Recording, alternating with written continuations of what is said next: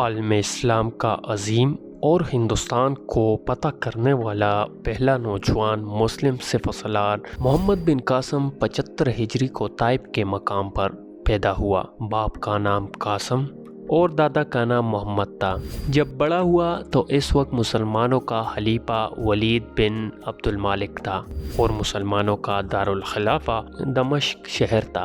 اس وقت مسلمان ایران فتح کر چکے تھے اور چونکہ سندھ کی سرزمین ایران کے نزدیک ہے اور ایرانی سلطنت کی سرحد سندھ سے ملتی تھی، اس لیے اس زمانے میں جب کہ ایران اور مسلمانوں کی جنگیں ہو رہی تھی اور اسلامی فتوحات ایران میں بڑھ رہی تھی، اس دور کے فتنہ پرور ایرانی سندھ میں آ کر پناہ لیتے تھے اور سندھ ان فتنہ پردازوں کا مرکز بنا ہوا تھا۔ خود سندھ کا راجہ داہر بھی اس کوشش میں تھا کہ ایرانی سلطنت کسی طرح قائم رہے۔ دراصل وہ مسلمانوں اور ایرانوں کے مختلف معرکوں میں ایرانوں کو عسکری مدد بھی دیتا رہا، لیکن جب ایران کی سلطنت پر مسلمانوں کا قبضہ ہوا تو راجہ نے کچھ سرحدی ایرانی صوبوں کو اپنی حکومت میں شامل کر لیا اور ایرانیوں نے بھی کرمان اور بلوچستان کے صوبوں کو سندھ کے راجہ داہر کے سپرد کر دیا تاکہ مسلمان ان پر قبضہ نہ کر سکے۔ لیکن اس کے باوجود مسلمانوں نے سندھ کو فتح کرنے کی طرف توجہ نہیں دی، یہاں تک کہ راجہ داہر نے خود ہی ایک خاص واقعہ سے مسلمانوں کو مجبور کر دیا کہ وہ اس کی مملکت پر حملہ آور ہو۔ اس واقعہ کی تفصیل کچھ یوں ہے کہ ولید بن عبد المالک کی فتوحات نے اسلامی حکومت کی داغ دور دور تک بٹھا کر رکھ دی تھی۔ اس وقت کے فرمانروا اور بادشاہ وقت ولید سے دوستی کی تمنا رکھتے تھے۔ سرندیف یعنی لنکا کے راجہ کی بھی خواہش تھی کہ وہ کسی طرح مسلمانوں کے عظیم خلیفہ ولید بن عبد المالک سے دوستی پیدا کرے، چنانچہ اس نے اپنے جزیرے سے 8 جہازوں کے ذریعے ولید بن عبد المالک اور عراق کے والی اور محمد بن قاسم کے چچا حجاج بن یوسف کے لیے انواع و اقسام کے موتی و جواہر اور دوسرا بہت سا قیمتی سامان روانہ کیا۔ تحائف سے لدے ہوئے ان جہازوں میں کچھ مسلمان مرد اور عورتیں بھی تھیں جو کعبہ شریف کی زیارت کے لیے اور کچھ دمشق شہر کا سفر کر رہے تھے۔ جب جہازوں کا وہ قافلہ سمندر کے اندر سفر کر رہا تھا تو سمندر کے اندر ہواؤں کے طوفان نے ان جہازوں کو بے قابو کر کے دیبل شہر کے ساحل پر پہنچا دیا۔ اس وقت دیبل شہر سندھ کی بندرگاہ اور راجہ داہر کے علاقے کا مشہور شہر تھا۔ یہاں راجہ داہر کا ایک گورنر اور سپہ سالار رہا کرتا تھا۔ یہاں قزاقوں کے ایک گروہ نے جسے نکامرا کہتے ہیں اور وہ دیول کے باشندے تھے، ان جہازوں پر قبضہ کر کے ان جہازوں کو لوٹ لیا اور مردوں اور عورتوں کو گرفتار کر کے سارے سامان اور جواہرات پر قبضہ کر لیا۔ کچھ مورخین یہاں یہ بھی لکھتے ہیں کہ جو لوگ مسلمانوں کے جہازوں پر حملہ آور ہوئے اور انہیں لوٹا وہ مید قوم کے افراد تھے۔ مورخین یہ بھی قیاس رائے کرتے ہیں کہ ہو سکتا ہے میدا نکامرا قوم کا کوئی ذیلی قبیلہ ہو، اس لیے کہ دیبل شہر دراصل مید قوم کا مرکز تھا، اور یہ بھی کہا جاتا ہے کہ یہ دیبل کی بندرگاہ کے علاوہ حکمران سندھ کا تیاواڑ کے ساحل پر رہنے والی ساری قومیں جن کا پیشہ لوٹ مار اور قزاقی تھا، ان سب کو مید ہی کہا جاتا تھا۔ اس لیے کہ سندھ پر محمد بن قاسم کے حملہ آور ہونے سے پہلے مکران کا علاقہ مسلمانوں کے قبضے میں تھا، اور مکران کے مسلمان حاکم ابن عمر کے بارے میں لکھا ہے کہ اس نے پہلے تو شمالی پہاڑی علاقے پر حملہ کر کے فتح حاصل کی، اس کے بعد مکران میں میدوں سے جنگ کرتے ہوئے شہید ہو گیا۔ مید قوم ساحل سمندر تک دور دور پھیلی ہوئی تھی، اس لیے کہ بنو امیہ کے بعد جب بنو عباس کا دور آیا تو سندھ کے گورنر موسیٰ بن عمران نے بھی کندبیل شہر فتح کرنے کے بعد میدوں پر حملہ کیا اور انہیں مطیع اور فرمانبردار بنایا۔ بہرحال جب دیبل کی مید قوم کے قزاقوں نے جہازوں پر حملہ کیا تو سرندیپ یعنی لنکا کے راجہ کے آدمیوں اور مسلمان عورتوں اور مردوں نے ان قزاقوں کی بہتری منت و سماجت کی کہ ہم یہ مال مسلمانوں کے خلیفہ وقت کے لیے لے کر جا رہے ہیں، لہٰذا وہ ان پر حملہ آور نہ ہو اور انہیں جانے دے۔ مگر ان بحری قزاقوں نے مطلقاً کوئی پرواہ نہ کی اور سب کو قید کر کے کہا اگر تمہارا کوئی داد رس، کوئی امداد کرنے والا ہو تو اس کے توسط اور ذریعے سے خود کو خود ہی خرید لو۔ کہتے ہیں اس موقع پر ایک مسلمان عورت نے چیختے چلاتے ہوئے اپنے خداوند قدوس کے بعد بلند آواز میں کہا یا حجاج آنی، اے حجاج میری مدد کرو۔ کہتے پکارنے والی یہ مسلمان عورت عربوں کے قبیلے بنو عزیز سے تعلق رکھتی تھی۔ ساتھ ہی کچھ مورخین کا یہ بھی خیال ہے کہ عورت کا تعلق بنو بربورہ سے تھا۔ بہرحال کچھ مسافر جن کا تعلق ان جہازوں سے تھا اور جو کسی نہ کسی طرح اپنا آپ بچا کر باغ نکلنے میں کامیاب ہو گئے، وہ عراق پہنچے۔ اس وقت خلیفہ ولید بن عبد المالک کی طرف سے عراق کا والی حجاج بن یوسف تھا۔ بچ کر نکلنے والے ان لوگوں نے عراق پہنچ کر جہازوں کو لوٹنے اور مسافروں کو قید کرنے کی اطلاع انتہائی دردناک انداز میں حجاج کو پہنچائی اور یہ بھی کہا کہ اس وقت جبکہ ڈاکو مسلمانوں کو گرفتار کر رہے تھے اور عورتوں پر ظلم توڑے جا رہے تھے، ایک عورت نے بے اختیار یا حجاج آنی، اے حجاج میری مدد کو پہنچو پکارا تھا۔ کہتے کہ یہ الفاظ سن کر حجاج بن یوسف کا چہرہ غصے میں تپ گیا تھا، آنکھیں قہر اور آگ برسا گئے تھے۔ دہاڑتی ہوئی آواز میں اس نے تقریباً چلاتے ہوئے کہا لبیک لبیک، یعنی میں حاضر ہوں۔ یہ بھی کہا جاتا ہے کہ یہ واقعات سن کر حجاج بن یوسف بے حد متاثر ہوا اور آبدیدہ سا ہو کر رہ گیا تھا۔ اس حادثے کی اطلاع ملتے ہی حجاج بن یوسف فوراً حرکت میں آیا اور اس نے فلفور سندھ کے حکمران راجہ طاہر کو ایک خط لکھا۔ یہ خط اس نے مکران میں اپنے حاکم محمد بن ہارون کو بھیجا اور محمد بن ہارون کے نام بھی ایک خط لکھا اور اسے تاکید کی کہ راجہ طاہر کے نام جو خط ہے وہ راجہ طاہر تک پہنچایا جائے۔ حجاج بن یوسف نے مکران کے اپنے والی محمد بن ہارون کو یہ بھی تاکید کی کہ جب وہ خط جو میں نے طاہر کے نام لکھا ہے تمہارے پاس پہنچے تو اپنے کسی معتبر افسر اس قاصد کے ساتھ روانہ کرنا جس کے ہاتھ میں خط بھیج رہا ہوں اور انہیں راجہ طاہر کی طرف روانہ کرنا اور راجہ طاہر سے کہا جائے کہ وہ ان تحائف کو جو خلیفہ کے لیے لنکا کے راجہ نے بھیجے تھے اور ان بیواؤں، یتیموں، حاجیوں، مردوں اور عورتوں کو آزاد کر دے جنہیں دیبل کی بندرگاہ پر قید کر لیا گیا تھا۔ حجاج بن یوسف نے سندھ کے راجہ طاہر کے نام جو خط لکھا اس کی تفصیل کچھ اس طرح تھی: ہمارے ملک کے لوگ جو تمہارے علاقے میں قید کر لیے گئے ہیں ان کو باعزت طریقے پر واپس کرو اور مال و اسباب کا جو کچھ نقصان ہوا ہے اس کا تاوان ادا کرو۔ یہ خط جو حجاج نے راجہ طاہر کے نام لکھا تھا اس پر حجاج بن یوسف نے اپنے دستخط ثبت کیے۔ یہ خط جس قدر معقول اور شریفانہ انداز میں لکھا گیا تھا اس کا جواب بھی اس قدر معقول ہونا چاہیے تھا، لیکن راجہ طاہر نے اس خط کا جواب نہایت بے پرواہی اور فریب سے دیا۔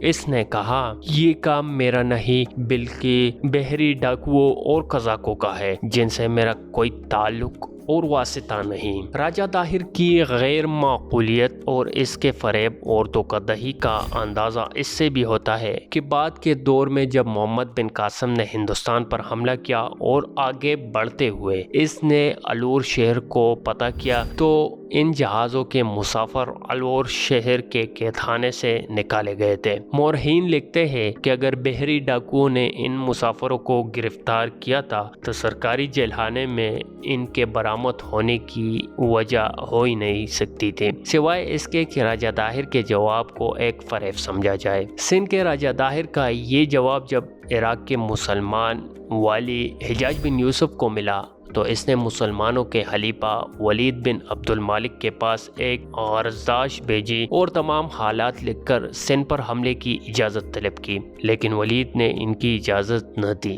حجاج نے چند دن کے بعد پھر بارگاہ خلافت میں لکھا، میرا خیال ہے امیر المومنین نے کثیر اخراجات کی وجہ سے سندھ پر حملے کی اجازت نہیں دی، لیکن میں وعدہ کرتا ہوں کہ اس مہم میں جس قدر رقم خرچ ہوگی میں اس سے دگنی رقم شاہی خزانے میں جمع کرانے کا پابند ہوں گا۔ حجاج بن یوسف کی یہ عرضداشت جب دمشق میں خلیفہ ولید بن عبد المالک کے پاس پہنچی تو اس نے سارے احوال کا جائزہ لیتے ہوئے حجاج بن یوسف کو سندھ پر حملہ آور ہونے کی اجازت دے دی۔ خلیفہ ولید بن عبد المالک کی طرف سے اجازت ملنے کے بعد حجاج بن یوسف نے اپنے ایک سالار عبداللہ بن نہان کو ایک لشکر دے کر دیول پر حملہ آور ہونے کے لیے روانہ کیا۔ نہان دیول پہنچ کر حملہ آور ہوا اور شجاعت و دلیری سے لڑتے ہوئے شہید ہو گیا۔ کچھ لوگوں کا خیال ہے کہ لفٹن میں جو عبداللہ شاہ کا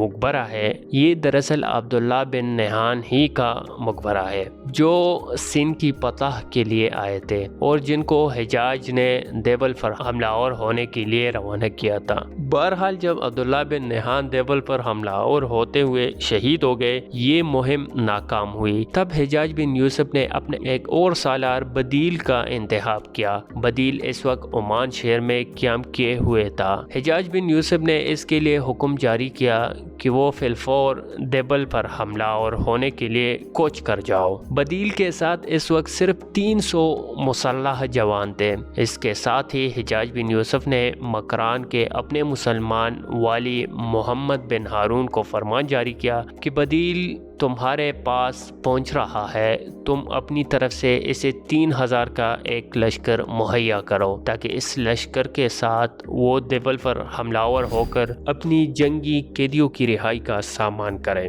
بدیل حجاج کا حکم ملتے ہی عمان سے مکران پہنچا۔ مکران کے مسلمان والی محمد بن ہارون نے 3000 کا ایک لشکر مہیا کیا اور اس لشکر کو لے کر بدیل مکران سے دیول کی طرف روانہ ہوا۔ دوسری طرف اہل دیول کو بھی خبر ہو چکی تھی کہ مسلمانوں کا ایک اور سالار 3000 کے لشکر کے ساتھ دیول پر حملہ آور ہونے کے لیے پیش قدمی کر رہا ہے، لہٰذا انہوں نے مسلمانوں کے لشکر کی آمد کی اطلاع راجہ طاہر کو کر دی تھی۔ رد عمل کے طور پر راجہ طاہر نے فلپور اپنے لڑکے جے سینا کو 4000 سواروں کے ساتھ مسلمانوں کا مقابلہ کرنے کے لیے روانہ کیا۔ یہ سوار اونٹوں، گھوڑوں اور ہاتھیوں پر سوار تھے، لہٰذا راجہ طاہر کا یہ 4000 کا لشکر دیول کی طرف روانہ ہوا۔ راجہ طاہر کے بیٹے جے سینا سے پہلے ہی بدیل اپنے لشکر کے ساتھ دیول پہنچ چکا تھا اور دیول کے جس لشکر نے شہر سے باہر نکل کر اس کا مقابلہ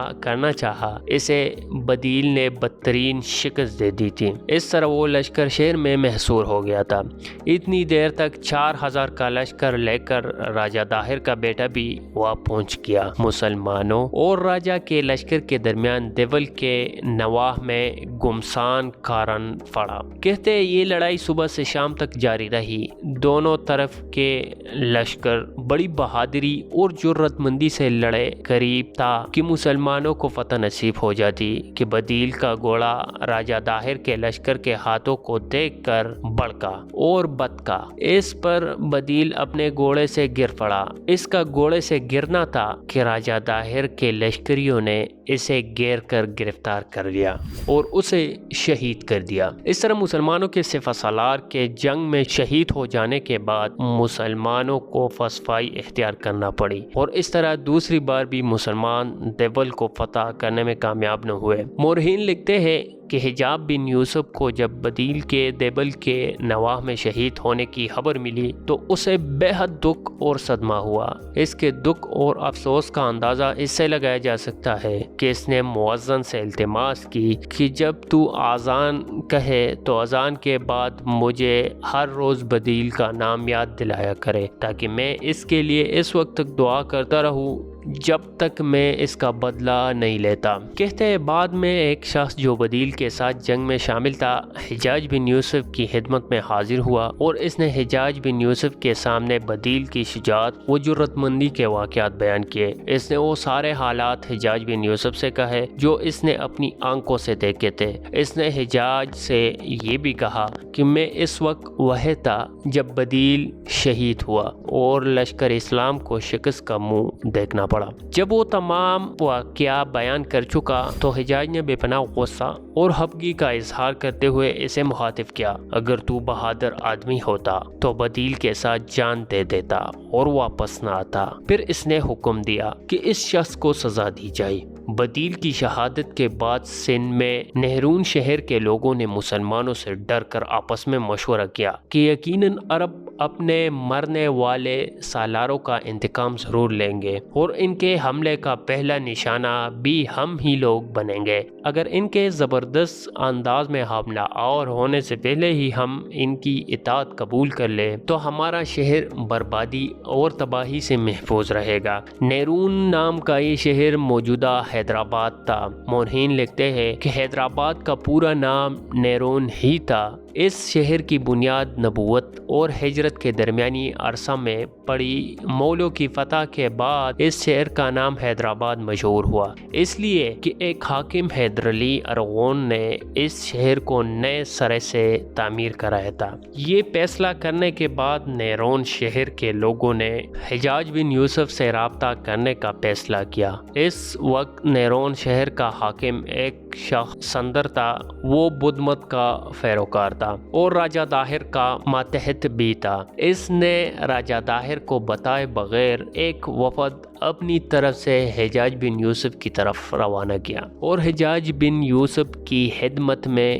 گزارش کی کہ وہ مسلمانوں کے مطیع اور فرمانبردار ہو کر رہنا چاہتے ہیں، اور ساتھ ہی سندر نے جذبِ دنیا قبول کرتے ہوئے مسلمانوں سے امن کی درخواست بھی کی تھی۔ حجاج بن یوسف نے نیرون شہر کے حاکم سندر کی اس استدعا کو قبول کر لیا۔ جواب میں اس نے سندر کو تسلی اور تشبیہ دیتے ہوئے کہا کہ تم لوگ اپنی طرف سے بھی کوشش کرو کہ مسلمانوں کے قیدیوں کا کوچ لگا کر ان کی رہائی کا سامان کیا جا سکے۔ اس طرح نیرون شہر کے حاکم سندر نے مسلمانوں کے بڑے حملے سے پہلے ہی حجاج بن یوسف سے رابطہ قائم کر کے اور اس کی اطاعت اور فرمانبرداری قبول کرتے ہوئے اپنے اور نیرون شہر کے لوگوں کے لیے امان حاصل کر لی تھی۔ مسلمان سالار بدیل کے شہید ہونے اور مسلمانوں کی اس دوسری ناکامی کے بعد حجاج بن یوسف نے سندھ پر حملہ آور ہونے کے لیے ایک اور لشکر تیار کیا۔ اس لشکر کا سالار اس نے اپنے بھتیجے عماد الدین